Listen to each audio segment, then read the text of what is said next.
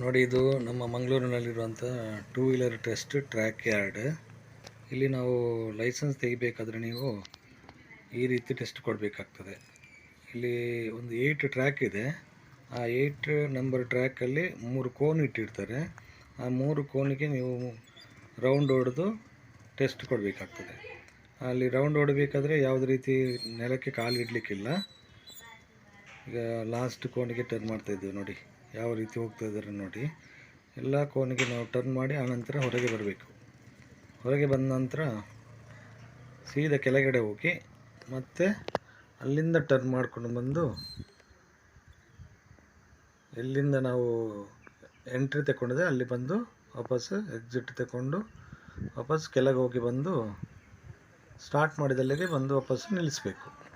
ಇದು two wheeler test track yard, ಮಂಗಳೂರಿನ ವಾಮಂಜೂರಿನಲ್ಲಿರುವಂಥ